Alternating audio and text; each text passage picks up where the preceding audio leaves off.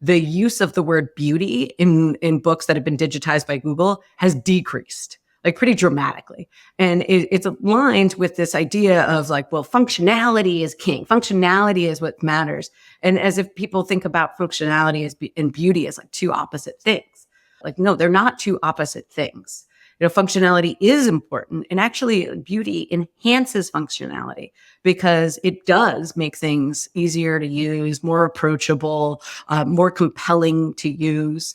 And the other piece of it that is not talked about in business as often is just the importance of how people feel. Things that are more beautiful increase trust. You see that like we've put painstaking detail into this, and we care about the details of how something works. And that gives you assurance that we care about other details that you can't see too.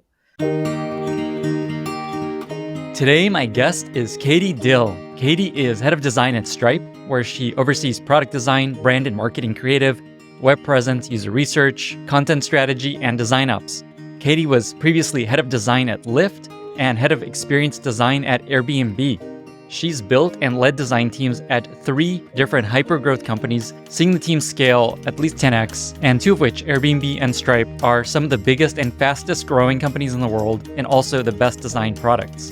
In our conversation, Katie shares stories of trials and tribulations of leading large design teams, processes she's put in place for operationalizing quality, how she thinks about quality and beauty very practically, how design can directly lead to growth, and examples of this that led to big lift in conversion at Stripe, plus a math formula she uses to increase team performance, how she suggests organizing your design and product teams, what to look for in design hires, and so much more. I was really lucky to get to work with Katie while at Airbnb, and I am so excited to have her on this podcast. With that, I bring you Katie Dill after a short word from our sponsors.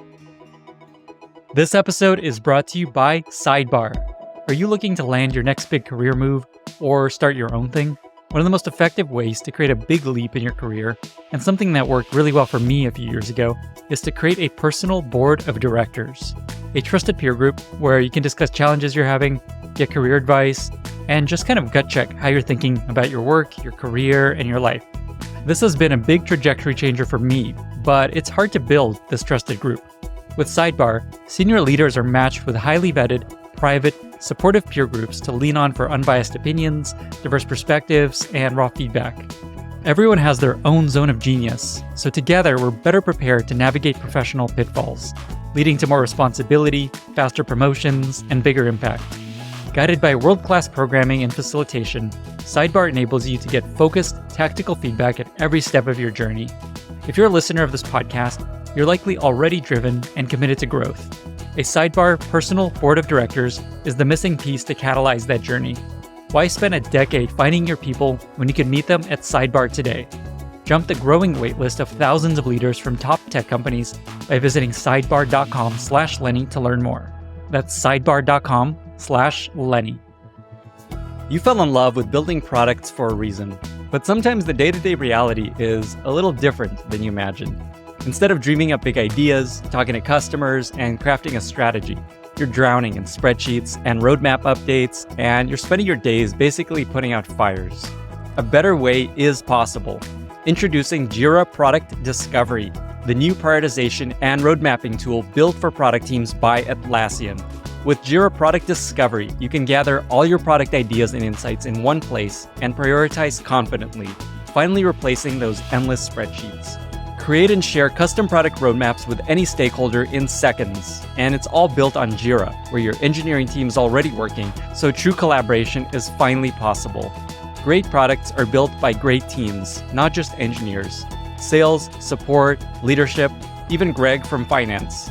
Anyone that you want can contribute ideas, feedback, and insights in Jira Product Discovery for free. No catch. And it's only $10 a month for you. Say goodbye to your spreadsheets and the never-ending alignment efforts. The old way of doing product management is over. Rediscover what's possible with Jira Product Discovery. Try it for free at Atlassian.com/Lenny. That's Atlassian.com/Lenny. Katie, thank you so much for being here. Welcome to the podcast. Thanks for having me. Good to be here. It's absolutely my pleasure. So as we were preparing for this podcast, you hinted at a story that you had from your time at Airbnb where the design team staged an intervention with you, which I had no idea about because I was there during this time and did not know this was happening. I am so curious to hear the story. Can you share what happened? Starting with the easy questions, I see. All right. All right. Right into it. Yeah, no, I'm happy to talk about it because frankly, it was the biggest learning experience of my leadership career, or at least that happened in one moment. And it happened in my early days at Airbnb. So I was hired to take on the design organization or the experience design organization. That's basically the product design team, which was 10 people at the time. And so they had been reporting directly to one of the founders and they were going to start reporting to me. And during my interview process, I learned a lot about what was working and what wasn't working and some of the trials and tribulations with the design organization and its collaboration with others. So it seemed like there was room for improvement in how engineering and product management and design all work together. And there was also really low engagement scores in the design team. And so I kind of came in ready to go and, excited to try to help make some change based on all the things that I had learned from various leaders and people across the company. And I, came in swinging, ready to go. And then about a month into my time there, I got a meeting on my calendar, Thursday, 8:30 a.m. It was an hour and a half with half of the design team. So that was 5 people and our HR partner. Oh, no. Usually That's never a good sign. Yeah. And I remember this so vividly. I remember walking into the office and, all the rooms in Airbnb's office are very unique spaces that look like Airbnb's. But of course, this was the one room with like all white walls and just like a gray, flat rectangle table. And I walked into the room and there were 5 of them seated around the table and they had a pack of papers in front of them. And they went on taking turns, quietly reading from the papers, all the things that they saw that I was doing wrong and all the things that they didn't like about me. And, it was a really hard moment. I went through all the usual kind of like stages of grief when one hears feedback, which is just like, immediate want to like respond, to be like, no, like, well, there was a good reason for that. And like, that's not how it actually was. And this is why I did that. But luckily I had, thank goodness I had the sense to just like listen and not respond in that way. I mean, clearly what they were telling me is that, that was one of the things that was missing. And so I heard them out and, took it all in. And, regardless of each individual thing, what was very clear was that, the missing piece, the theme that was across all of that is that I hadn't earned their trust. So whether, how right or how wrong what I was doing is like the key piece is that I wasn't bringing the team along with me. They had no idea that they could trust in, what I was trying to build and what I was trying to shape and that I cared about them and that I had, their best interest and shared goals at heart. And that was absolutely my fault. And in retrospect, as hard as that was, I'm like very grateful and very amazed that, that they could kind of come together and share that with me. It can be hard to bring feedback forward like that, and so it was an extremely valuable learning experience. And I took from that to then immediately shift how I was operating. And really, a key part in building trust was to listen, to hear out what the individuals on the team were setting out to do, what they cared about, what motivated them. And so I started to make pretty fast change and still moving in the direction that, was necessary for the org to make like the really large impact in how we were operating, but bringing folks along with me. Because you can inflict change on people, but if you want to do it with them, you really, trust is the key element there. And then, a couple months later, we had the best engagement scores in the company. So like it actually it did, objectively improve the situation. And I've, since then taken that on into next steps in other companies that I've joined and just think about like, instead of coming and swinging, come in listening so that you can really, set out to make change that actually has like true positive impact on the folks around you and that you bring along with you. Wow. I was there during this. I did not know this was happening. Is this the time when all the designers were all always in one room together in there? Is that period? Before I got there, I think there was a little of like, design is just going to sit with design and not necessarily like right. work in close proximity with engineers and product managers, et cetera. And one of the things that I believe as, a necessary part of building a high functioning organization is that one, building together is important. So like having engineers and product managers and designers be together, have shared goals and align on that, and like be able to just like look over each other's shoulder and talk about things is important. So sitting together is important. However, that there thing that you're talking about actually like was something that I was very devoted to, which is bringing design together at key moments multiple times throughout the week to also build the community in design. Like Joe Bott at Airbnb once said, it's like, well, what t-shirt do you wear? Like, what team are you on? And I was like, you wear two t-shirts. You have two t-shirts. You have the design t-shirt and you have the like marketplace t-shirt or whatever, cross-disciplinary team that you work on, because both are really important communities to build for slightly different reasons. So yeah, Thayer was a good spot for that.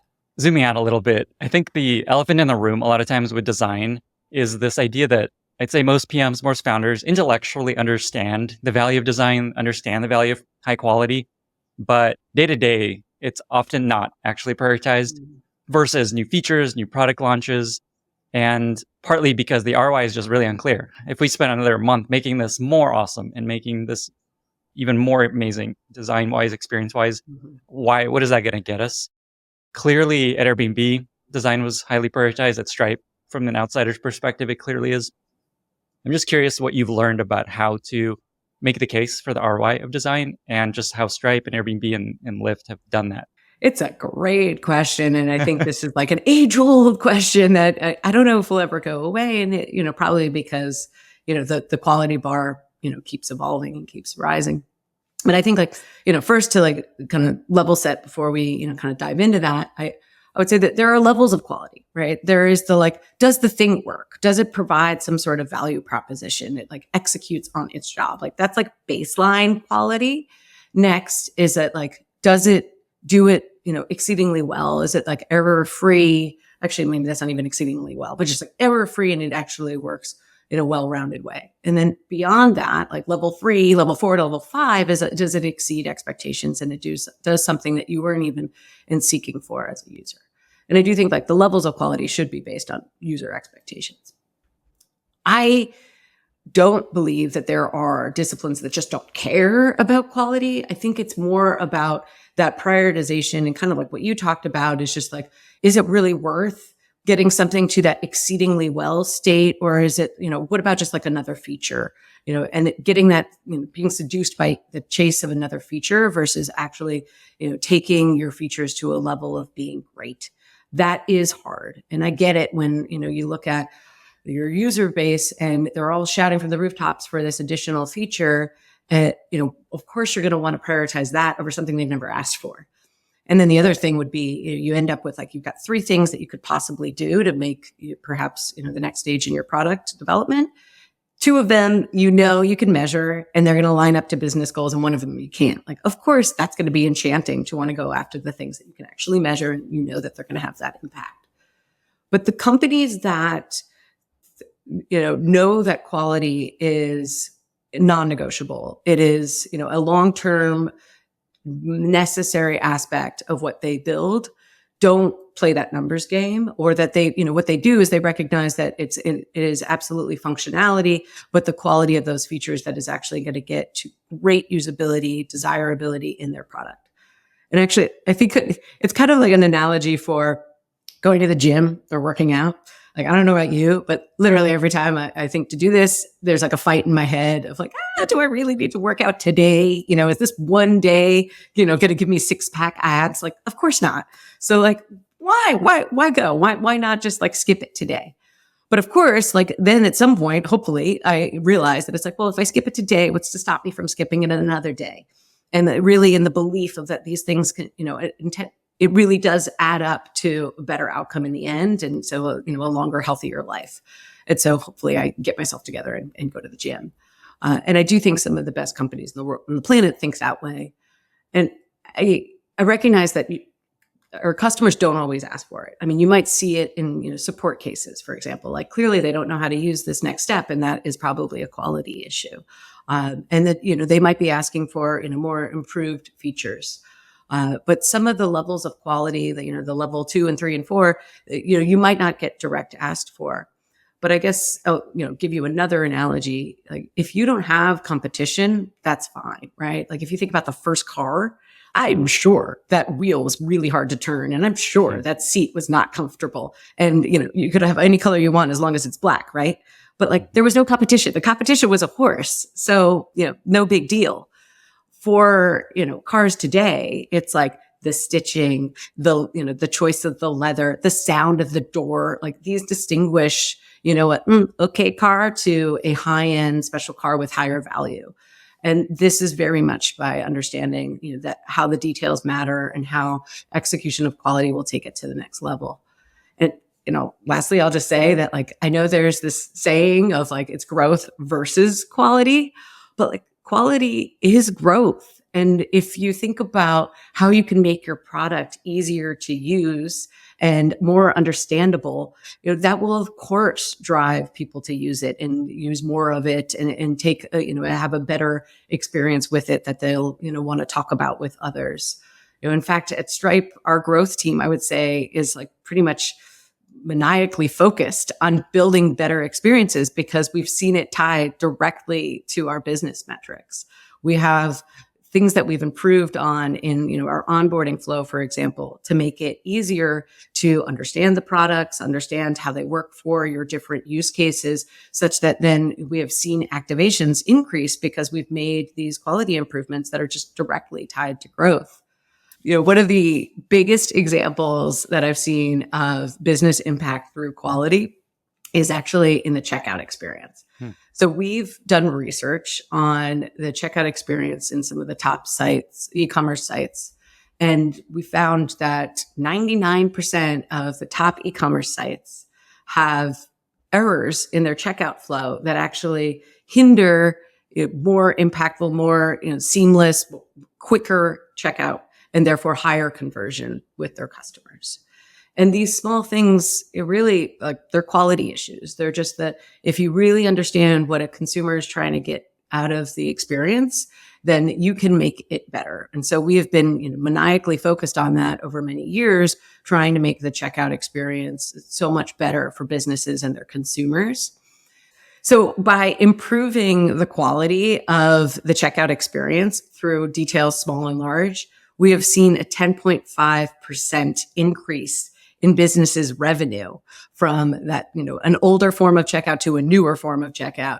And those little details matter to have such a material impact on one's revenue. You mentioned this before we started recording, but you guys power the checkout flow for some very big sites. Can you mention a few of these? Because they'll give people a sense of like, holy moly.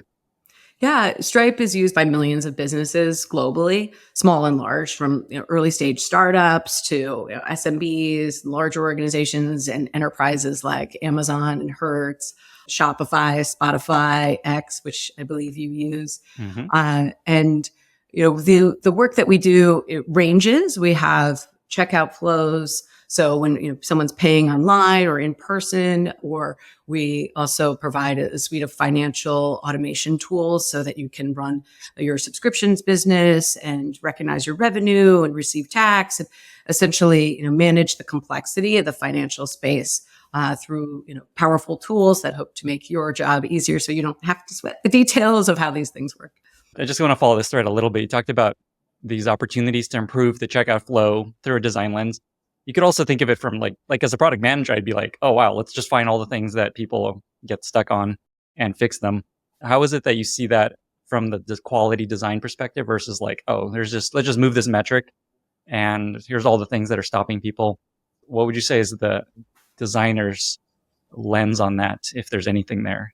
I honestly, a pet peeve of mine is this way of talking about things as there's business goals and there's design goals. Because, I think maybe the first conversation, one should have is that, like, well, what are we trying to build towards? And I would think that folks that want to create, really impactful products, they want to create quality products and that they want to create things that actually serve their customers in a, positive and beneficial way because they know that will build a stronger business in the long run. And so, yes, there may be, slight prioritization details, different through the process where, a designer might be thinking, more about the emotional experience and how somebody feels, because that's, oftentimes how they're wired. And that is an important lens to bring on it. Whereas, somebody else might just be like, well, just make the button bigger and they'll click it more often. And, that's what the outcome that we seek. So this is, again, why I was talking about how important it is to have multidisciplinary teams that work closely together, because sometimes we are, the checks and balances in the conversation. But I do think if we can align on what are we trying to build, are we trying to build something great, then, we can, recognize the fact that like, it isn't just that, utility is an incredible important part of that, but so is usability and so is desirability, because these things together make something truly great. And so, beauty is an important part of that because it does make things more useful. It does make things more accessible. And that with these things kind of coming together, you can, build towards something better. I think that, beauty on its own, or just like craft on its own without utility, I mean, that's like, I don't know, that's like Blu-ray or Path, right? Like that does not lead to a high quality product. So it is like the combination of these things. And so it's like stepping towards that. But if you really want your, product, those features to be utilized for all that they're worth, and like to actually, gain such, esteem and respect and reuse, taking it to that next level and thinking about, how do I make this actually, an enjoyable use, and that it really feels like it's, meant for me and it maps to my mental model, that craft and that quality of, the execution of those details is going to be paramount. You mentioned this word beauty, and I wanted to follow on this a little bit of just, this is a big question, but just like, what is great design? What is beauty? Is there like a objective definition where if designers like, this is great design, is there just like, yes, that is true? Or is it just an opinion? How do you think about what is great design? What is beauty? Katie, Dill. I love that we're talking about this, because I feel like there's probably some people listening that are like squirming in their seats of like, like beauty, like we're talking about business here. And I mean, which is great. And actually there's a fun fact. It's Stefan Sagmeister and Jessica Walsh have a book called Beauty, and I would highly recommend it. Very, very worth the read.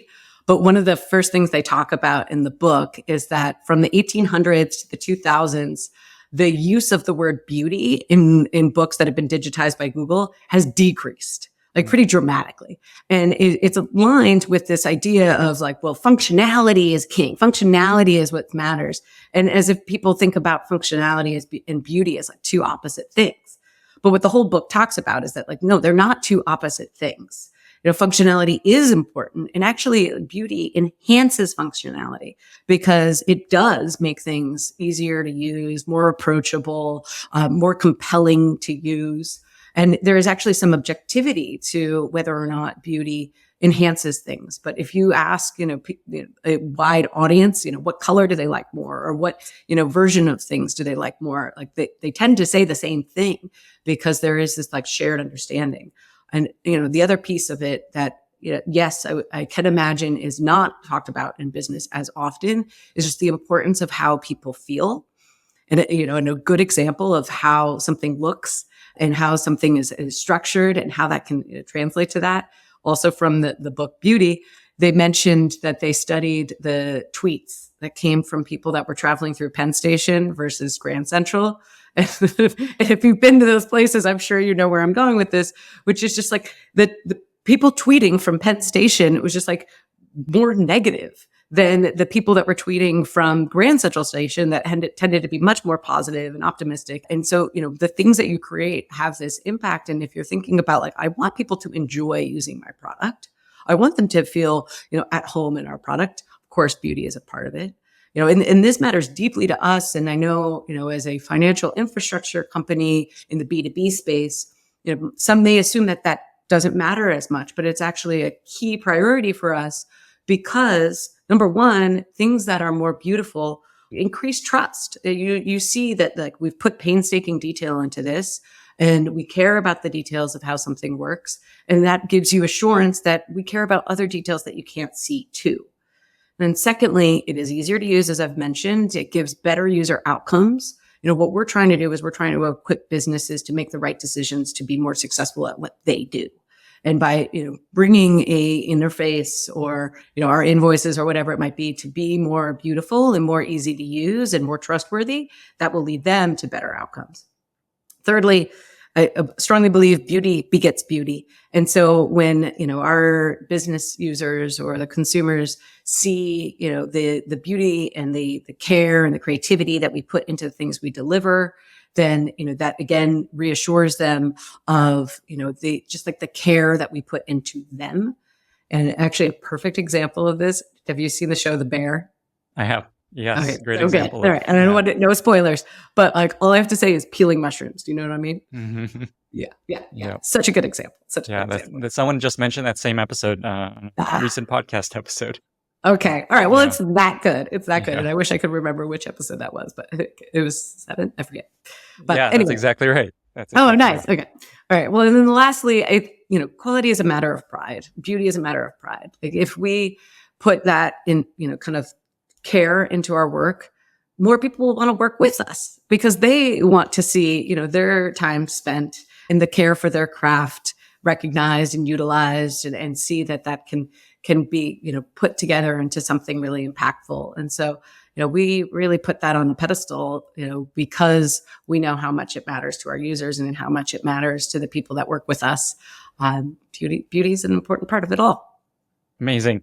Speaking of beauty, I think when I think of Stripe and beautiful, I think of your website and some of the specific landing pages you have, which are just incredibly nice. I'm just curious how you decide it's time to redesign your website and how much time and thought you put into a new website. Because that feels like a common question founders have, like, should we redo our website?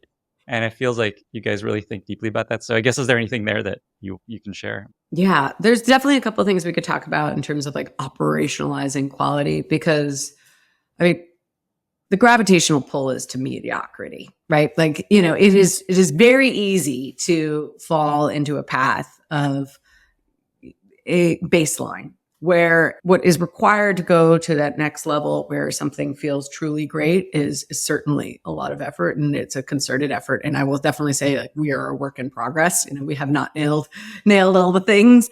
And it is an ongoing pursuit of excellence. And so the way that we build the website is that, we certainly do, put a lot of care into what we're putting out into the world. And we view it as a articulation of, how we care about our users in all that we provide for them. So we take that very seriously.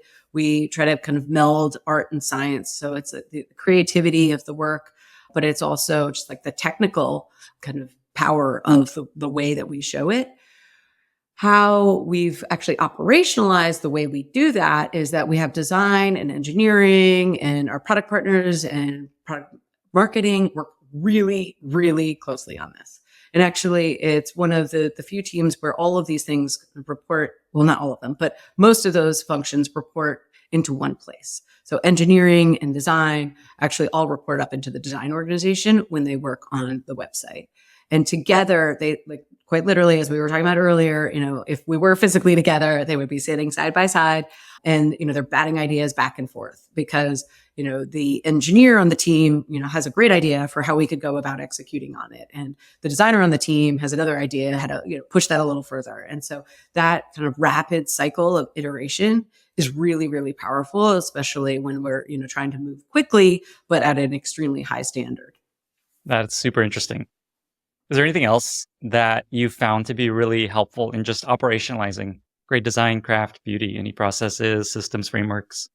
Yeah, I would love to tell you about something that we've actually rolled out pretty recently that I'm extremely excited about the positive impact on. Awesome. But before I get into that, one of the things that kind of has been driving a little bit of this process and the way that I've been thinking about how we can build better things at Stripe is actually I've been just talking to different design leaders, product leaders, engineer leaders at different organizations, and trying to understand how they go about it. And there are a couple of themes that are clearly coming through.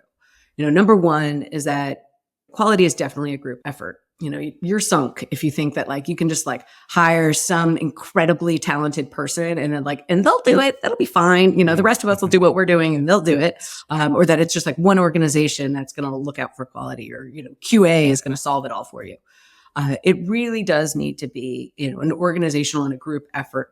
And if you think about like, the way that you run, the internal functions is going to show up in the outside, and like how clear you all are and how you're talking about it and the standards that you set inside and you're constantly reminding people of in the way that you communicate inside will then eventually show up outside. So take, of course, keeping your talent bar high and then thinking about how those things, really need to be cared for, that shared care across the organization is number one. Number two is that, there needs to be some amount of vision and alignment. So, if you hire all the best people in the world and you just like set them out to like go and do their thing, what are the chances that they're all going to end up with something that actually aligns pretty well? Right? Like even if they all have incredible taste and they're very good at what they do, there's subjectivity to every decision in some part. And so that they might end up with some things that are really great, but don't fit together as a really nice whole. Like the perfect example would be building a house, right? So you have like the person that works on the roof and the person that works on the deck and a person that does the siding, et cetera, et cetera, et cetera. And a house is arguably far less complex than most of the technical products that we all know. And yet there like is painstaking effort put into, having, the plans and having, a drawing of what the final thing is going to look like. There's a GC, there's an architect, and these people are helping to make sure that all those pieces fit together. And we should have that same care when we're trying to build products together. And so I think a big pair on that is then the next piece, which is editing. And, you might call that your GC or your architect or somebody that, kind of sees how all these things fit together and then has, an ability to kind of help narrow and reduce and remove the things that don't fit. And so like at Airbnb, Brian Chesky is like the editor of all the things that, come together. At The Economist, there's a chief editor. But other organizations, they might decentralize that approach, which is certainly possible, but challenging because you do need somebody to help kind of like see these things come together. And that pairs with the next piece, which is about courage, like the ability to actually like say, no, this isn't good enough. Like to have the resolve to just be like, almost, but no. Which is like one of the hardest decisions I think leaders can make. And certainly I've had to ever make in my career too, is just like, a team puts like all this care and effort into something. And then you're going to say like, actually, it's just like, unfortunately, like we're just not there yet. Let's try again. And that is, I think, incredibly important part of getting there and building that, the kind of the fitness of what you do. And then lastly, the thing that I've learned that will lead me to the example that you were asking about is that in order to build quality, you really do need to understand it also from the user perspective, which kind of gets me into, my fixation with journeys, because that is how a user sees it. The user very, very, very rarely just like deals with any aspect of what you build in isolation. There has to be a moment where they learn about it. There has to be a moment where they get to know it. And then there's a moment where they actually decide to use it. And then, something just changed and now they need to use that product in some other way. And so you have to understand it from that point of view to really understand whether or not the quality is there. And I think that's a critical piece of building teams that have empathy for their users. So we have been operationalizing that, all the things that I just mentioned, but like one of the key pieces is to, kind of bring that approach to understanding the quality of the product. And so our goal was to set out to try to solve the fact that, products can be shipped and they could be at their highest game when you ship them. Like they go through all the processes internally to be, a high quality thing. And then it gets out into the world. And then over time, the quality regresses. And some of the reasons for that is that, other things are being shipped. And it's kind of like, again, back to an analogy of a house. Like imagine you have one room where you redo the molding and, you paint the little aspects and you put like new plates on the lights. Now, all of a sudden, that room is great, but it makes everything else look worse. And the whole composite is worse. And so that is, something that can happen to products is actually they, kind of get worse over time. And then you organize a company oftentimes in, parts to be able to focus on their key business areas. That's a very good thing because they get focus and they know what they're, building towards and they get expertise and they're, laser focused on that. And so that ideally they move faster. But what also happens is that they get so focused on that, they forget about that piece of the journey and how it all fits together and not recognizing that, part of their product experience is intimately tied to another.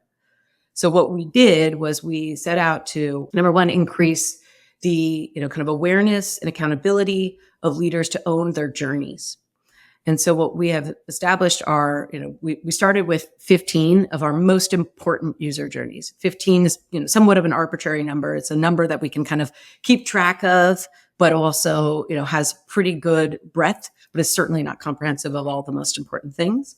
But 15 of our, critical user journeys, the things that we know matter so deeply to our users and we must get right at the highest level of quality possible. And so those 15 things then each have engineering, product, and design leaders that are responsible for the quality of those products. And they review these journeys, what we call walk the store, where they review them as if they're, walking the floor of their store on a regular cadence. And they friction log what they experience, which I know David Singleton talked about on your podcast. And they will write, what they have seen, what's working, what's not working. And they're viewing this from, they're trying to put themselves in the shoes of their user. This is, of course, doesn't replace user research, but it, kind of substitutes it and it adds to that. And so they go through the experience and noting, what's working and what's not working. And very critically, it's a journey. So a lot of times, it starts from internet search. It starts on, Google trying to understand something, goes to the website, they end up on docs, they end up in the dashboard, and they're seeing it as a user might. And with that, they're able to find, the entailments of, the experience that may or may not be working. And they jot that down. They file bugs. They reach out to the teams that may own the different parts of this experience. And then they score it. And then on a regular cadence, we come together in almost like a calibration where we meet and we talk about the score of their work. And it kind of relates to performance reviews, right? Like, performance reviews, managers are assessing an individual's performance, which is hard, right? Like it's like there's some subjectivity to it, just like understanding quality can be. But what we do as managers is we calibrate. We come together and we talk about like, okay, how well is this, is our interpretation of our ladders document, and, how well does that performance align? And are we doing it, consistently across the rest of the organization? And so we do something very similar. We calibrate, these scores, because what we're really trying to do is not just, the 15 essential journeys and the owners of those. We want to actually like up level and bring more, shared understanding of our quality bar across the company. And so these moments of calibration kind of start that. And then having leaders do this, kind of like creates this like, number one, it like cascades this idea of the importance of owning your journey. And then also has upstream impact, because when people see the state of products in the wild as a user would, they learn a lot about, what are, some of the bigger opportunities that we can make to make the product better. What are some of the things that maybe we want to change in our process to make sure that we have, even better things coming into the wild. And, one of the best parts of this is since then we've learned that, folks, have seen that like, oh my goodness, our SEO for this particular product, or, the way we're articulating it doesn't align to actually how we want people to understand it later on in the journey. So if we improve this over here, we're going to improve outcomes later on. And so they're seeing that, and, they're now, like able to make that happen even, faster to make some of the changes there. And then my, real favorite part is that we're hearing from folks that maybe at first didn't see this as necessary, that, maybe in different functions that are, just like, oh, I was so very focused on executing, the technical ability of what I do on this thing, but I, hadn't seen it from this lens before. And now they're like, actually like converts of like, yes, this is a really important part of it. And that goes back to the point of like, it's a group effort. Like you don't want just one function looking out for the quality of the product. So having engineers and product managers and people of different disciplines kind of walking the store, seeing the experience, feeling it firsthand, I think will lead to better care in, all of the details that will align to better craft in the end. Oh man, what an awesome process. I have a million questions I want to ask to better understand how you operationalize this. I'll try to ask just a few. But one thing that stood out about this process is I think people kind of don't trust their own judgment when they're looking at their own product. They kind of, especially product managers, almost have to like feel like they have to rely on user research or data to like know a thing, versus like, I just see this and it feels bad to me. And I think I've learned over time more and more that you should really trust that, because you're spending your energy trying to use this thing, you're not that different from a potential user. So just, I love that this actually relies on your personal judgment trying to use a thing, which I think people undervalue. Yeah. A couple of just very tactical questions. How often roughly does this happen? Is it like once a quarter? Yeah. And yeah, to your first point, 100%. Like, they're all just forms of input. Like, I'm definitely not saying like, do this instead of user research, do this instead of data. It's like, these things in additional sense. And I do think what's so powerful about doing it firsthand is that although I am like the biggest supporter of user research, even hearing somebody talk about an experience, while that is like really, really powerful, feeling the pain firsthand is just like this next level of visceral understanding of like, oh, this could be better. And your users, they might not always say what's missing or what's wrong, or maybe they don't know that certain aspects of it could be better. So yeah, having your, point of view on that in addition to the user research and what you've heard from them directly is really, really important. But you asked about how often. We have, as I've mentioned, we are, constantly looking at our processes and trying to figure out how we can, make them better and better. As an organization, as we've grown, things, need to adjust. We today are doing it quarterly, and the quarterly aspect of like walking the stores by no means meant to be like, that's the only time people do it. But that is the time where, we're looking for like update your scorecard and, share the information in a dashboard where, everybody can see. And that is feeling right now to be the right cadence, because that's enough time that, there can be, material differences made. And so you can see and kind of like the scores evolve over time, but also frequently enough that, you're not missing that perhaps, there's been a setback since. But of course, my real hope is that these happen, they're happening weekly, just perhaps in different parts of the organization. I want to ask a couple more questions so that folks can try this at home. I was just thinking like this podcast is the opposite of don't try this at home. It's like, here, do try this at home. Try it at home. Yeah. So I want to try to give people a few more answers to questions when they're probably going to try to do this themselves. So who's in these meetings? Like, do you join these walkthroughs? Does like David join? What do you suggest there? Yeah. So what we're doing for each team is they do them themselves together. So at bare minimum, it should be the engineer, product manager, and designer doing it together. And the reason why we like to see it happen together is, again, as we've talked about before, is that like people bring a different perspective to something. And so let's say, somebody in the room might be like, oh my goodness, that the load time didn't feel really good there. And like, oh, whoa, that like the way we're stating this is not consistent per page. And that's not on our design system. So, it is really powerful to have folks like come together and do it. And in fact, David Singleton, who you mentioned, he and I do these things very regularly too. Like, this is like kind of outside the Essential Journeys program, but like he and I walk the store and we'll just pick random flows and go through it together. And, I can't code, but he can. And so he'll do the code part, and I'll be, sitting there being, what, do they really do that? Like, can we, how can we make that better for them? And so I really love the multidisciplinary approach. But then when we do the calibration after the team has done these walkthroughs and they've kind of gotten their own perspective and they, fill out the scorecard based on our rubric for quality, we will come together in what we call PQR, product quality review. And they will take us through what they have, experienced. And then they'll talk about like, and so this is why we've scored this a yellow or a yellow green.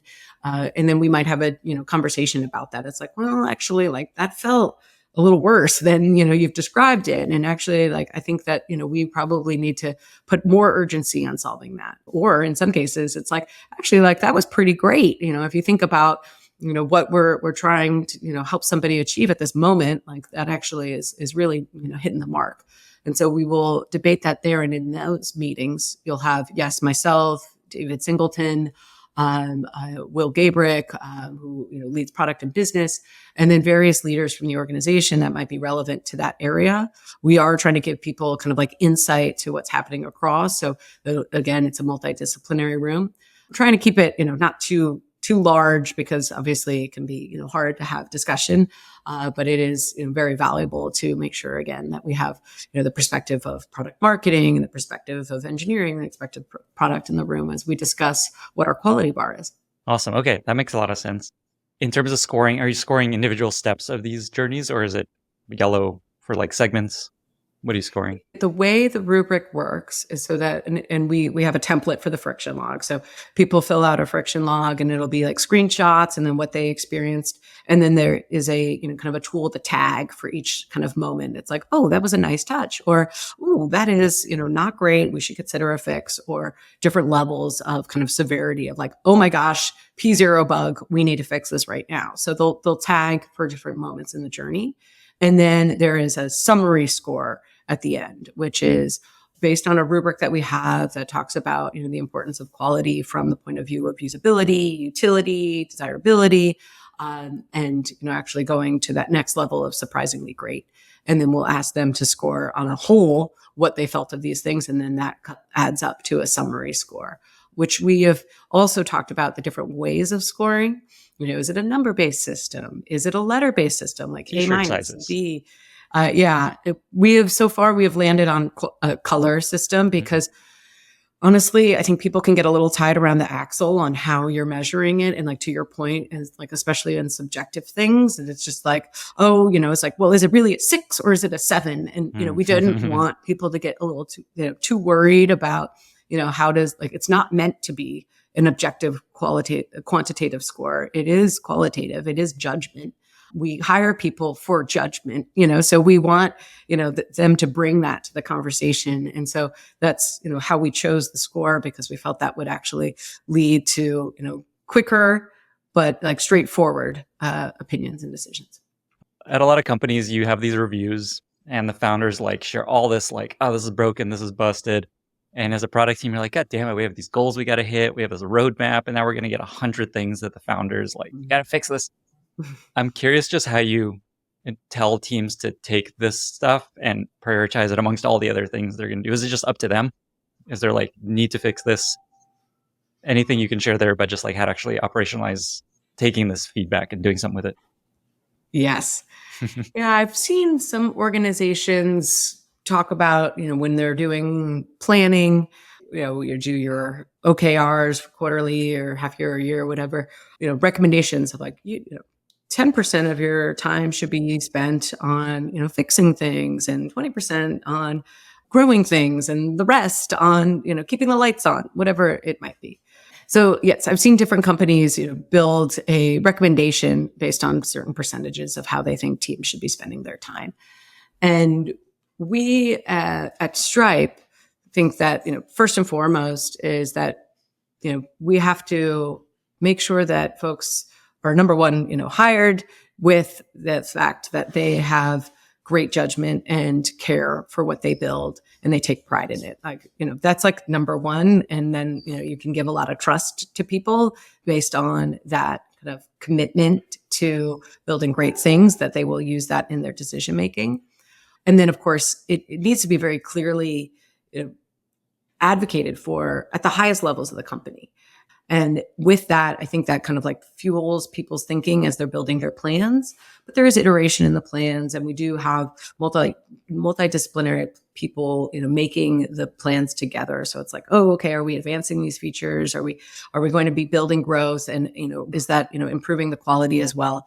And so I think that's how we kind of together get to it. But we don't have, like, there's no formula that we ask people to. So basically what I'm hearing is it's a cultural kind of just people are hired with this expectation, and we are going to focus on quality, and we'll prioritize things, even though they may not move metrics, because we know that this will generally improve and grow the business. Part of it, though, is showing how it moves metrics, because I think that is a dangerous belief that is absolutely out there, as we talked about earlier, but that actual quality improvements do increase growth. They do improve the bottom line, right? That, like, for example, we, saw that folks were reaching out to support because they didn't know the state of how, one of their invoices was performing.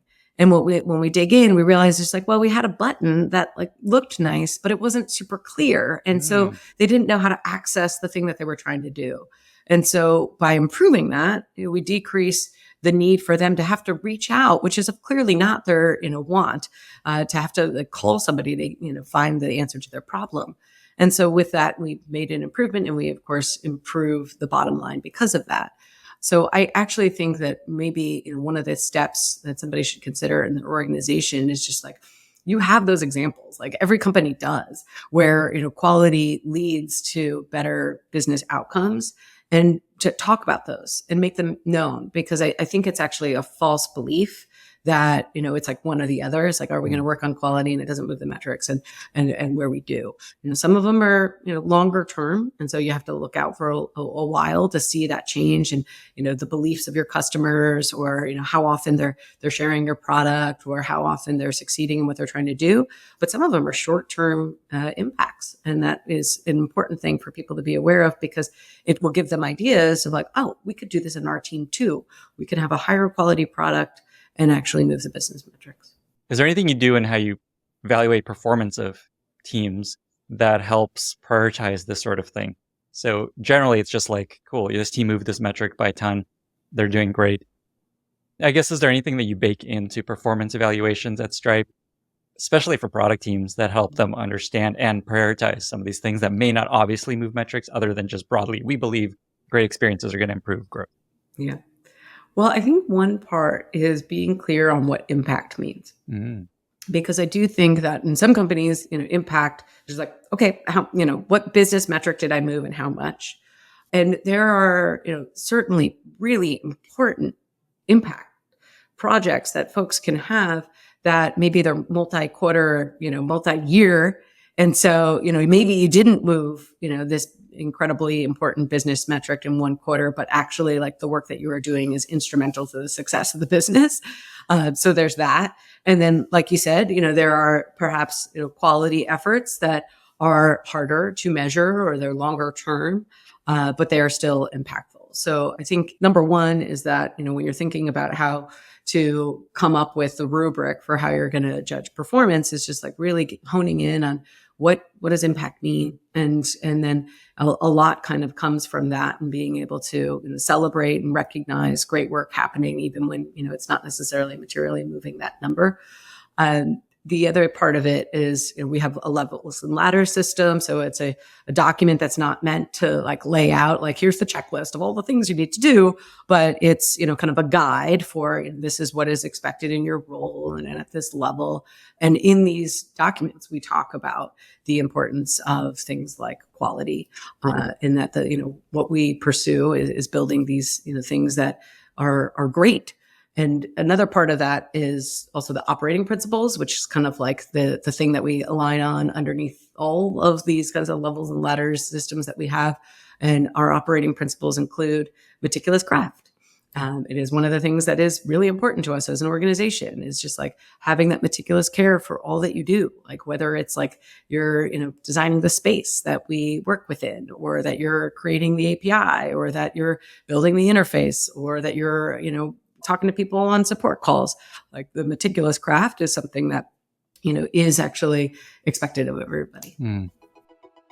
Today's episode is brought to you by OneSchema, the embeddable CSV importer for SaaS. Customers always seem to want to give you their data in the messiest possible CSV file.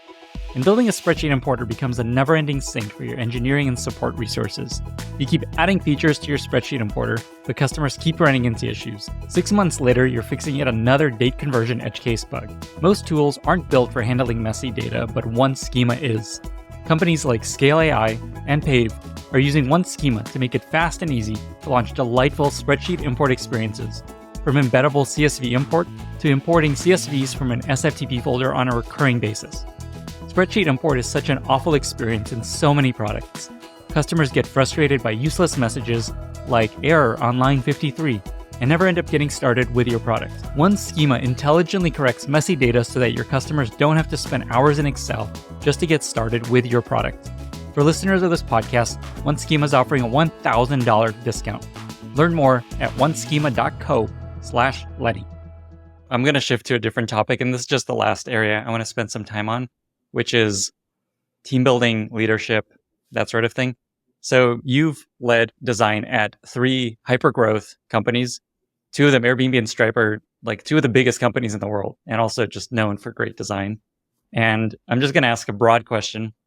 What have you learned about building, leading, managing, scaling large teams other lessons that stick with you? Anything come to mind when I ask that broad question? One of the things that has stuck with me and, through all the trials and tribulations of leading, and as I've already laid out for you in the very beginning of this call, haven't always got it right.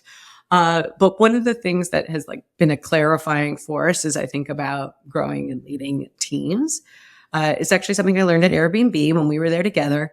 It's a formula, sort of. So performance equals potential minus interference. I love and that. I really like this. It's pretty simple, but it's a good reminder that, as a leader, one of the things that you are, of course, driving towards is trying to get better performance. Better performance so that, your team feels, more purpose and motivation and is excited about their work, and that you're building greater things for, your customers, and you're having more business impact, of course, performance. But the key pieces of that, of course, is potential. So thinking about how you increase potential, which would be, of course, hiring really well, developing the talent and helping them grow and increase their own potential to do better and greater things. And then paired to that, though, of course, is decreasing the interferences, which could be that kind of lead weight on top of great talent. Because you can hire the best people in the world, but like a muscle atrophying underneath a cast, if there are interferences that are holding them back from doing great work, they're going to burn out. They're not going to enjoy the work. They're not going to be as successful, and you will not get as strong of performance from it. And so I really do think of this constantly as to how can I increase potential? How can I decrease interferences? And over time, especially as your company grows, you're going to have to keep doing that. The design work is never done in designing a team, because the more people you bring in, the more it puts your processes in a faulty state. We, intentionally, or I have intentionally, run teams where, you get to a point where it's kind of running hot, right? It's just okay, we've outgrown our processes. And that's okay, because then you can learn as to okay, this is how people are actually trying to work, and this is how we actually can improve it. So, making those changes as needed, helps to make them, more sought after and, more informed in terms of as you improve the processes. One of the things that I've been working on since I worked back at Airbnb was this idea of improving awareness of the things that are happening. What happens at a lot of companies, especially as they grow, is people lose touch with what's happening in different parts of the organization. And, everybody's got a doc that, their PRD, where they've written down what they've done. And it's got tons of, words that nobody really understands, and, keywords for the different projects. And that isn't, the best way to lead to clarity. And I'm a strong believer that a picture tells 1,000 words, and a prototype saves 1,000 meetings. What we do, and I've been doing it for the last, I don't know, decade or more, is having people within the design team share as a screenshot or a prototype of what they are working on in a shared deck. And so they add this to a slide in Google Slide Decks every couple of weeks. And we get to see what's happening across the design team. And this is really important for all the designers, because they could see, whether or not they're a team of 10 or 170 or whatever it might be, what is happening. And they can say oh my gosh, you're working on that surface, so am I. And let's talk about it. Or, oh, that's an interesting pattern. Maybe we could use this in more places. And we send it to the product managers and the engineer leaders and the leaders in the company, because it is also a really great way for them to understand what's happening and what are we building together. Because going earlier, as I talked about, the importance of thinking about things as a journey. So what's happening in the marketing side, what's happening in the, this aspect of the product, and seeing how all these pieces really fit together. That has been, absolutely one of the things I will take wherever I go, whatever I do, because it has just been very, very useful tool. I remember that at Airbnb, and there's nothing more fun than just looking through a bunch of awesome designs and products that are in motion. And in a deck form is so handy. You just flip through what's going on around the company, and oh wow, look at this thing, that's amazing. And it's interesting that ends up in a deck. Feels like Figma would be really good for that too, but somehow decks are still really, really handy for simple things like that. One of the key pieces is just keeping it really low maintenance. Yes, the design team would definitely prefer that it would be in Figma, but I, critically, I want all functions to be able to look at it. And, if not everybody is on Figma, and if they were, that would be great too. But if they are not, it's just flipping through, really easy, touch of a button, you can just like send it off. It's behaviors that people are really used to, commenting, but yeah, maybe one day. And the way you do that is it's just like a scheduled call for all designers, add your stuff to this deck, and then you email it out every 2 weeks, I think you said. Yeah. We experiment with like how often we ask folks to share, and also like, the granularity of what they're doing. Like, it is not meant to be a status check. We're not asking everyone like, show us what you're doing. It's more of like, what are the projects that are happening? And, we might ask like, well, show us like the medium and large projects, if there's like just too much going on and all of a sudden it's like a 200-page deck and no one's going to flip through it. So we have experimented and evolved that depending on the team size. And I think right now we're at monthly sharing of it. And that seems to be working pretty well. It used to be biweekly, which I loved because I really love looking through, but it ends up, if it's, feels like it's an arduous task, then, it's not succeeding. Yeah. And especially knowing designers, they'd want to make sure it's the best version of what they've done. And then it takes all this extra time to like, okay, we got to make this beautiful mock. Yeah.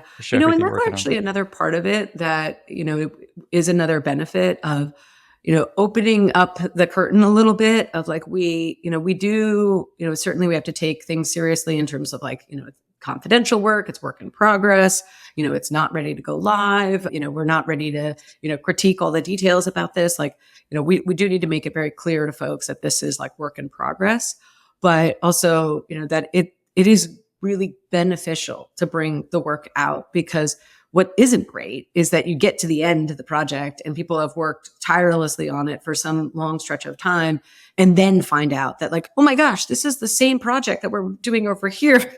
And, this can be completely redundant, or like these two things are on a path to collide. So we want to know that sooner, because it absolutely, in the end of the day, will make the work better, save time. And so, opening up that curtain and showing the work in progress, it can feel hard at first, but I think people have started to see the benefits in doing that. And then, usually that will lead to better outcomes in the long run in the culture too. Going back to this formula you shared, which I love, performance equals potential minus interference. Is there an example that comes to mind of helping with interference where you found that, oh, wow, this is really slowing things down, and you changed something? It actually goes back to org design that we talked about earlier, and where people sit. So when I joined Lyft, as I mentioned to you earlier, I was like, oh, I had learned from the experience that I had at Airbnb, and I came in and needing to transform the organization, and was hopefully much better at it because I had learned so much. What actually was going on there is that the way that the team was organized before I got there was that actually, physically, the design team sat separately. They sat in a room that was just like beautifully designed, separated from engineering and product and all the other functions by a locked door. Oh, and that was really interesting to see because, of course, there were a lot of benefits to it, which is that like design, had this like very safe space for creative discovery and exploration and communication. There was, work all over the walls. It was like wall to wall whiteboards. And it was just like absolutely a place where, creativity could thrive. It sounds exactly like the Airbnb situation, by the way. The current Airbnb situation? The original, the Thayer, Thayer times. Yeah. And, absolutely, there are a lot of like tie-ins to, what I had seen. And the, interesting part about like how, actually teams were working is that you would see that there was like a lot of wasted work, and there was a lot of like misalignment in what we were trying to do, because there was, product managers and engineers that were sitting alongside each other, making decisions and talking about the work and deciding things. And then designers were sitting over here in this other room, and they were working on something. And then they like, they'd meet up and it's like, well, that's not aligned. Like, no, that doesn't fit the goal. And like, ooh, what, you went that way. We were supposed to go over this way. And so, interference in the sense that it was like, it was wasted work. It wasn't actually aligned to the goals. It was slower. And, there were definitely benefits. Like there was real reasons for doing this. And I know there are companies, including Apple, that have, kind of like separation of these things. But I think if you're going into that kind of way of working, there's probably a lot of other decisions you need to make too, in terms of the way the teams work. And so what I was seeing there was just, it's kind of like the composite of all these aspects coming together that was not leading to, more efficient and less interference. And so what we did was to evolve the way we were working and bring better alignment to the different functions. And again, had done it with, an approach about listening, and, came into that with a, kind of better understanding of getting to know the team and getting to know engineering and product and see what our goals were together, so that when we were making changes, we were making the changes together. And we, actually were aligned so that like on the day that we opened the doors and, brought, design and engine product together and had, spaces for folks to like work together and like they actually sat with each other. We still kept the creative space for, this is where we'll do crits. This is where we'll do working sessions. This is where the folks that don't work in an embedded fashion will sit. But we had like, the best of both worlds in that way. And so with that alignment of the way that the teams were working together, there was much like faster kind of iteration cycles, better clarity on how the work was working. And we still kept and protected, that room for creative space, like literally the room and literally the room in terms of like figuratively speaking, for allowing for, creative exploration, but more aligned. And just to understand, essentially you reorged the teams and not just physically move people, but you kind of changed the way the product and design and eng team was even organized. Yes. Like literally and figuratively, we broke down the wall and, brought the teams physically together so that they would work together. And then, we had an org chart where it's like, okay, these designers are working on driver. These designers are working on rider. These designers are working on, the safety team. And then they would sit with their respective engineers and product managers. And then, we would, as I talked about earlier, like we would come together at key moments to make sure that we as a design function were still, aligning on, shared goals about, the overall experience, but also making sure that we could work well with our partners. So interesting that was a recurring pattern at the places you went. I imagine Stripe was not like that. There was not all designers sitting in a locked room. Not in a locked room. And when I joined Stripe, it was a Zoom universe. So it's a little bit different. Zoom. But, we do, even today, we have, a studio space, where, we have all the great, tools of craft. And when you do go into the offices, we do have places where, designers sit together, especially in the functions that aren't embedded. So we do have, for example, we have brand and marketing creative. We have the website team, and we have, folks that work kind of across all of the things that we do. And so, for sure, there usually is some sort of creative space, which I actually think like having a physical space for creative discovery and exploration and, having that up on the wall, like, I love that so much. And, I go into the office about halftime now. And, I think over time we'll probably build that out more and more because it is really powerful in addition to having teams like sit by the disciplines that they work with every day. It reminds me of a quote I have on my wall that I think I found in the Rick Rubin book, but it's by someone else, so I don't know exactly where I found it. But it's the object isn't to make art, it's to be in that wonderful state which makes art inevitable. Ooh, that's good. I like that very much. By Robert Henry. Okay, by Robert. That's what I try to do in this little podcast studio that we got here. That's awesome. Is there anything else that you think would be useful to share, either from scaling design teams or broadly? I think one of the other tendencies I see of companies at different stages of their growth is, a fear of bold ideas. What happens is that, it can happen at small sizes and then it can happen at large sizes, actually. It's just that like, a fear of kind of like, shaking things up too much, or, big ideas with lots of things changing at once are really hard to measure. And so like, actually like, if we just like make an incremental approach, it's very measured and we know what the outcome is going to be. It feels safer. I can get it done in the quarter, and depending on how your performance is managed, that might be more attractive. And so that is a dangerous tendency, because I think if we go back to like what quality means, and you think about it as like, well, like quality is really, your users are the judge of that, and the way that they experience things oftentimes are like across products, across surface, across time. If you just think about, these like incremental approaches to the little, to the scope of whatever that is that you own, you are very likely not to like make the whole thing better. So I think we have to fight against that. And, the way I look at it is, the way I talk about it is like reach for the stars and land on the moon. And what I mean by that is that vision work is really important. And I think like sometimes it can get a bad name because you can end up with some folks that are doing vision work that goes nowhere, and they make a beautiful deck and then it gets like seated on a shelf and nobody ever builds it. Like that is not what I'm talking about here. That is not what I recommend. But actually, vision work that absolutely does look at the, the entirety of the experience, a comprehensive approach, a journey approach, and thinks about how these things, various things may come together to be better, and like sketch out the ideal version. And I think Brian Chesky talks about it. I think it was like the 11-star experience. I think he once said. So it's plus like the Snow White stuff that we yes, talked about a couple exactly, times on this podcast. exactly. Looking at it as a journey. Yeah, like it's not the 5-star approach, it's not the 6-star approach, but like the 11-star approach. But like show what that ideal version is, like because you if you don't know what that is, like what are the chances that you're going to increment yourself to the right outcome in the end? And as I talked about before, like building the house, like you want to see what that picture looks like in the how all these pieces come together.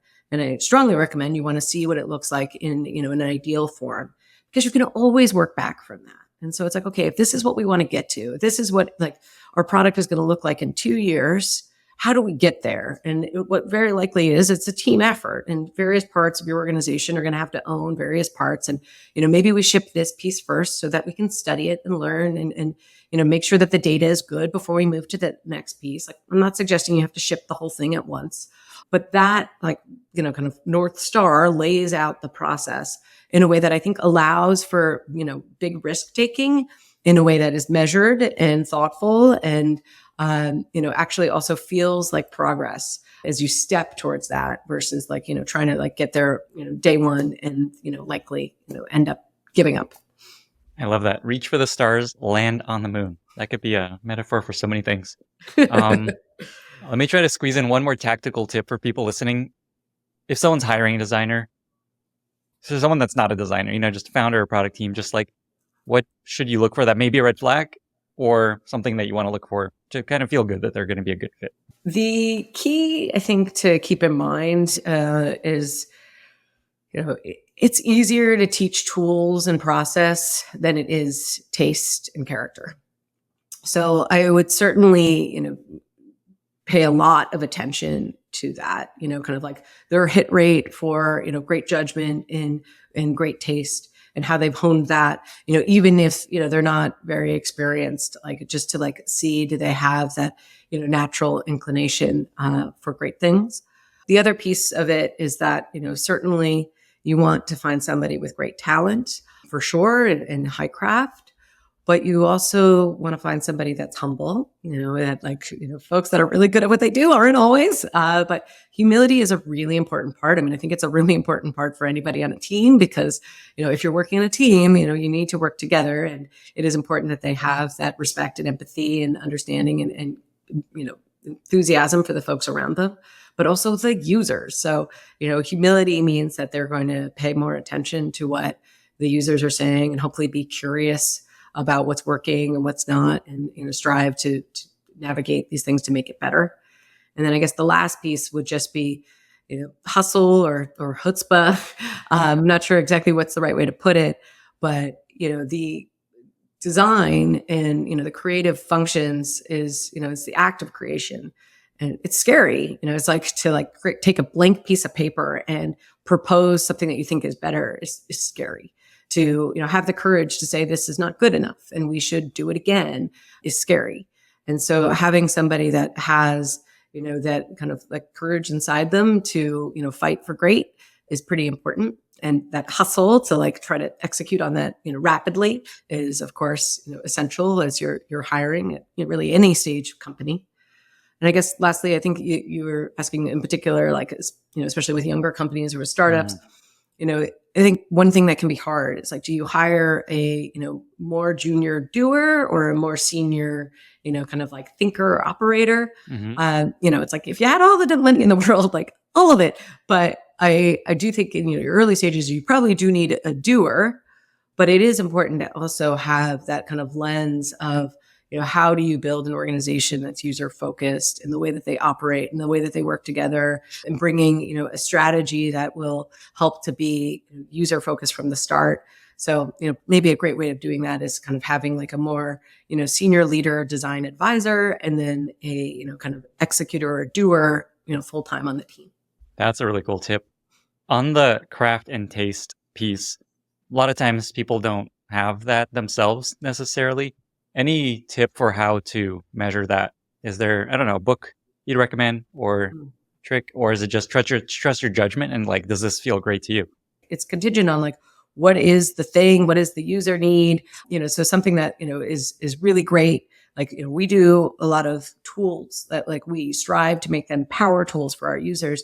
And a lot of times that means like dense information, that of course is like still, easily accessible, but, will definitely feel different than perhaps, a consumer product that is meant to be extremely, light and sparse, and, directive to like one individual thing at a time. So it really kind of depends on the context of the product sometimes. So that's why it's hard to kind of quote an individual book. But yeah, I mean, I can think on it and we can put it in the show notes. There are definitely books that talk about like the principles of great design. And you can look at that. Amazing. We'll link to extra books that come to mind after. One other question I wanted to ask is, what's a favorite project that y'all have worked on at Stripe? Oh yeah, we got a good one that I'm so excited about. Well, first off, I don't know if everybody knows this, but Stripe prints books. So Stripe Press, we print books that are, what we consider of ideas of progress. It's, our intention of bringing great ideas out there. They don't all have it, most of them don't have anything to do with financial infrastructure. It might be any number of interesting, problems and opportunities of things and ideas that people have talked about. I have many of them in my background here. I'm a huge fan of Stripe Press. Nice. And we take great care to, to kind of like deliver these ideas of progress in books that hopefully feel beautiful. And we have a new book coming out that you can pre-order now. And it is Poor Charlie's Almanac. Mm-hmm. And so it's already actually pre-ordered. You did? I'm so excited to hear that. I'm really excited for it. It's a fascinating book, and it's 20 years old. It's actually Charlie Munger's words, but Peter Kaufman, a friend and a colleague of his, assembled all of these documents over the years of things that Charlie had written and said, and put it into this kind of like anthology. And so this book is really fascinating, and it's not really a linear story so much. And so we have reprinted this book. We created a teaser site that I strongly recommend you all check out. It's really, really fun. It's unreal. I remember when you launched that, I was like, it just keeps going and gets crazier and wilder and amazing. I don't even know how that's possible on a website. It's pretty awesome. And that's our website team is just like, we talked about the importance of like design and engineering working super closely together. And it's just like that. And it's wild. That art and science coming together into something that, hopefully is fun and engaging and people want to, pursue it. And so we're working on that. The book will be coming out soon, and we're working on an update to the site that we're really, really thrilled about. So you can kind of read the book online in a really special kind of way. So yeah. Very big fan of this. What's the website for folks? Do you happen to have the URL? Otherwise, we'll link to it in the show notes for the book. Yeah. It is press.stripe.com will be where you can see all the books that we have at Stripe Press. And I believe the first one in the line. And actually what you'll see in the website is that, we originally had a kind of like, typical buying model of like the squares outlined. And one of the things that, we sought to do with the website is to kind of consider like what would be a great experience for understanding different books. And like when you go into a bookstore, like you see like, the spines of the books and you kind of pick them up and you turn them around and you look at them. And so that's actually what you will experience. I mean, I should stop describing it. Just go and check it out. And you'll see, as we sought to deliver this work in a way that, would be aligned with what a reader would want to pursue. I can't help but ask, but how did that even come together? Was it just like this passion project of like, oh, this book's coming out, I just want to invest a bunch of time and resources into this? Or how does that happen at a Stripe? Yeah. Well, I mean, Stripe's mission is to increase the GDP of the internet. Like we strive to build global economic prosperity because, that's greater access across the globe. But there's more ways to do that than financial infrastructure. Financial infrastructure is absolutely a major part of that, right? And it is like kind of like the lifeblood of businesses, and it enables them to accomplish more. But this notion of like ideas of progress is another angle into that. So while it might not be our core business, it is very much aligned with our mission. And so, yes, it takes time, but we feel that it's important for what we're setting out to do. And it also relates to, the pursuit of, creativity and excellence. It is a part of, our identity. It is a part of, who we feel we are or we strive to be. And, we're excited to share that with people. So, in part, it's like in some ways, like how they get to know us and they get to see, the care that we put into, any number of things. Katie, is there anything else you want to share or touch on before we get to our very exciting lightning round? We talked a little bit about, the importance of different disciplines and the, kind of importance of quality being a group effort. And, I hope this doesn't insult my function as I say, but like at the core, design is simply intention. You're bringing intentionality to the decisions that you make and thinking about, who is this thing for? So like if you're designing a doorknob, let's say, and it's like, okay, does the doorknob speak to whether or not I'm going to push or pull or turn? Is it comfortable in the hand? Is it easy to manufacture? Is it easy to put on and remove?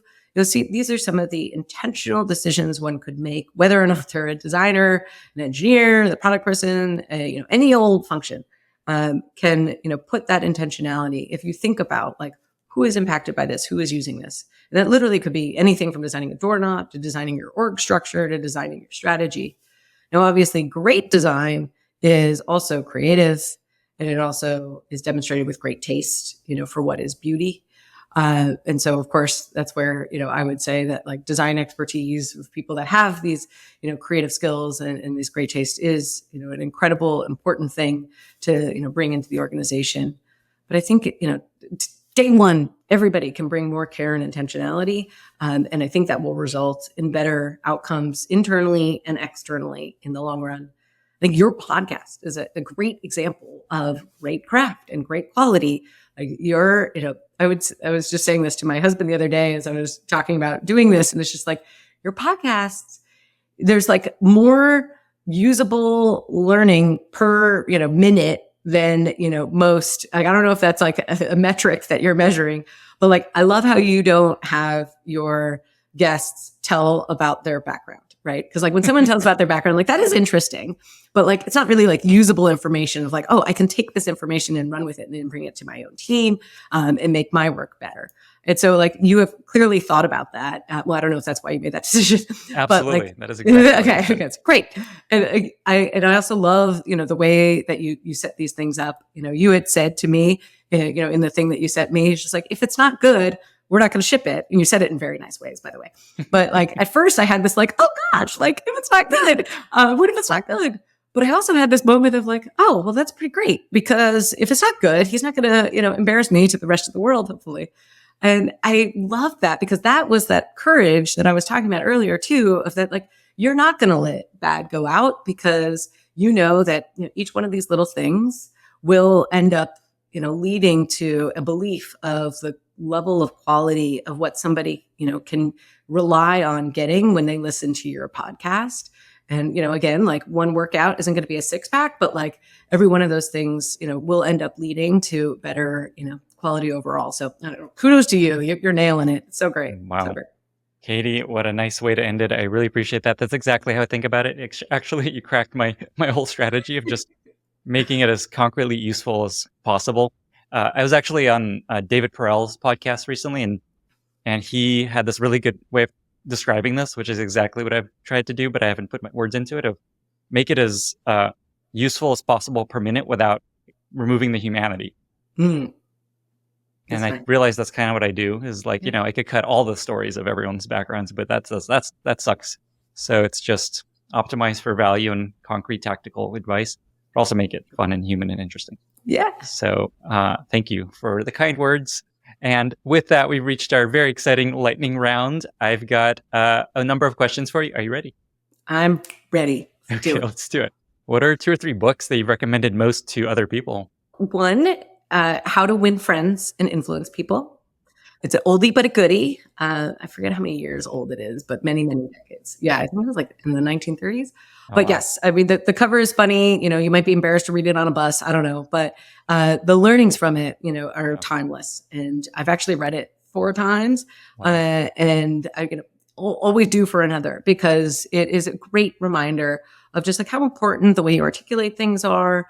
And, not in a, negative or gross kind of way, but like people care first and foremost about themselves. Like that's the body that they are within. That is the context that they are within. And recognizing that, I think can be really powerful as you think about leading teams, as you think about working with other people, as you think about being a good spouse, like whatever it might be. So I'm a big, big fan of that one. The other one is a newer book. I think actually it's still a couple years old. It's about the Wright brothers by David McCall, I think. I've been learning how to fly. And so like, I'm very obsessed with this, but like, I think it's a book that's relevant to everybody, especially even entrepreneurs, because it just like kind of talks about the, impossible challenge of like, nobody thought it could be done. Even, the American like Institute of Science, like didn't think it could be done. And, these individuals that had the like resolve and the commitment to, make it happen. I think also the power of this like beautiful partnership. Of course, they're brothers. That doesn't always mean you get along, but they're brothers and they did so. And it's a beautiful story. So big fan of that. And then third book, I would just say is actually, I brought it over because I knew you were going to ask me this question. I don't know if you could read that, but The Boy, the Mule, the Fox, and the Horse. This book was given to me by Jenny Arden, which I think you may know. It's wonderful. It's a beautiful story. It's like, it'll make you laugh. It's, it teaches you a thing or two. And, one of the best quotes in it is, one of our greatest freedoms is how we react to things. Very Buddhist. Yes. Awesome. What is a recent favorite movie or TV show that you really enjoyed? Oppenheimer was amazing. And TV show Shrinking. And that one was really good. And it actually really surprised me how like funny and like positive it was, because the trailer for it does not give that impression, but it was really good. Sweet. I've not seen that. What is a favorite interview question that you like to ask candidates? Tell me what work you are most proud of. And the reason I ask that is because, well, it helps me understand their taste and their judgment, what motivates them, what work they view as good and as a good outcome. It also helps me understand a little bit about, what they like to do and where, their kind of like gravity pulls them. Is there a favorite product you recently discovered? Be an app or a physical thing, anything? Yeah. Well, as a parent, you should definitely know the Tony box. Oh, I don't know this. The Tony box. So good. Okay. The Tony box. I should have brought it over too. So it's like a squishy box, but it's a speaker, and your kids can control it. And the way they control it is these little figurines. I mean, this is also like a brilliant product because you want to buy all these figurines. But the little figurines, so it could be like, Belle from Beauty and the Beast, or like Elsa from Frozen. And, they place the figurine on top, and that activates the stories that the thing reads to you, or the songs that it plays for you. You can record your own voice so that you're telling stories to your child, and they control it all by themselves, and they can drop it on the floor and it's all good. But the Tony box, pretty awesome. I just texted my wife to check this out so I don't forget. Amazing. Great. Very handy and timely. Do you have a favorite life motto that you'd like to share, come back to, find meaningful? I don't say this out loud, but I've had it as a Post-it, like in my jewelry box, and that I, see regularly.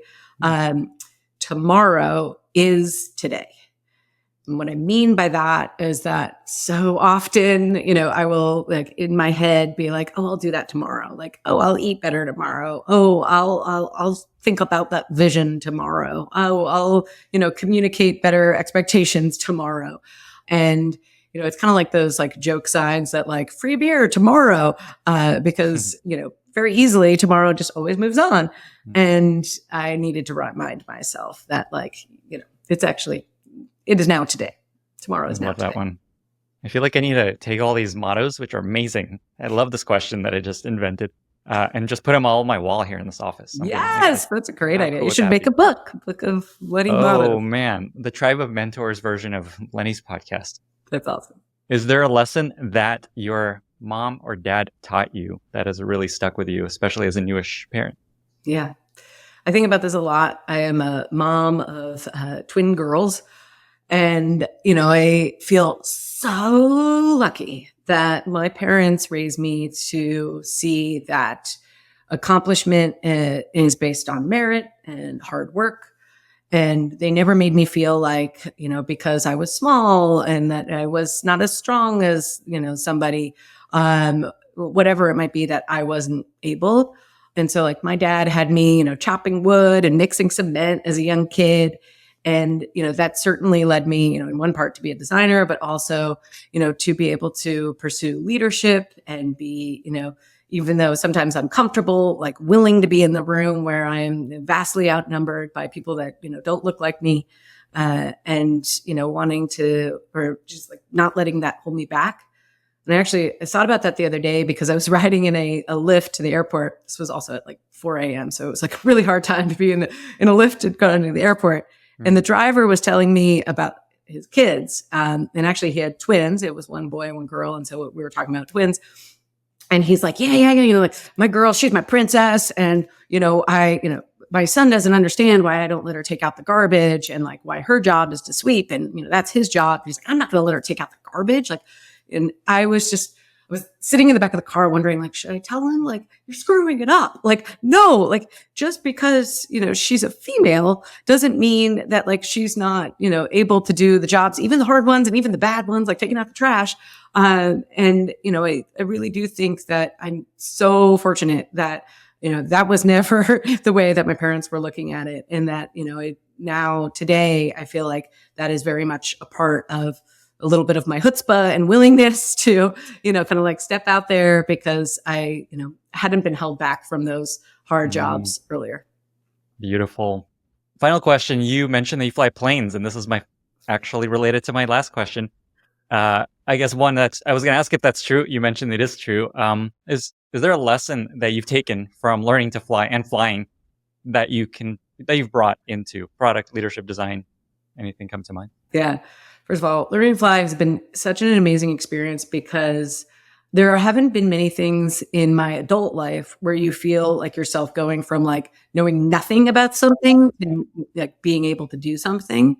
And it's just like, what an incredible kind of journey that is. And so, whether it's like, learning a language or whatever, like that is awesome and highly recommended. But no, one of the key things that has definitely sat with me from the experience of learning how to fly that I definitely thought about how to bring it into my work is that when I was kind of getting to the stage of being able to do things myself, so my instructor is sitting there next to me and, usually he's right there at the controls with me. So if like something goes wrong when I'm, flying, he's right there. And I remember one of the first times when I was like learning how to land where he moved his seat back and like a lot. And so like he was now like kind of out of touch with the controls. Like he could jump there if he needed to, but like he really pulled back. And it was such an incredible, like visceral experience. I was like, he trusts me. Like right now he is showing his faith in me to take this and like take this challenge on. And I think about that all the time. It's just like, how can I show, my team, people I work with, like my support and trust in them, to take that challenge on. And so like, I can't always move my seat back, but like what might be the way? And so that's been a, pretty great example of like something I want to pull forward. That is an awesome metaphor. I feel like this whole episode is just full of beautiful metaphors, also just full of beauty. Katie, thank you so much for being here. 2 final questions. Where can folks find you online if they want to reach out and maybe ask some questions? And how can listeners be useful to you? Yeah. Well, first off, please do, find me online because, as I talked about, like we're in the pursuit of, trying to build excellent things and it's always a work in progress. And so I'm always interested to learn how others do it and see how we can improve our own methods. I am Lil_Dill on Twitter. And then I think that name was taken on Threads. So I'm Lil_Dilly with a Y on Threads. And then I'm on LinkedIn and find me there. We're hiring. So definitely reach out. We at our job board too, stripe.com/jobs. Definitely check us out. We definitely would love to hear from you. Katie, again, thank you so much for being here. Thank you, Lenny. Bye, everyone. Thank you so much for listening. If you found this valuable, you can subscribe to the show on Apple Podcasts, Spotify, or your favorite podcast app. Also, please consider giving us a rating or leaving a review, as that really helps other listeners find the podcast. You can find all past episodes or learn more about the show at lennyspodcast.com. See you in the next episode.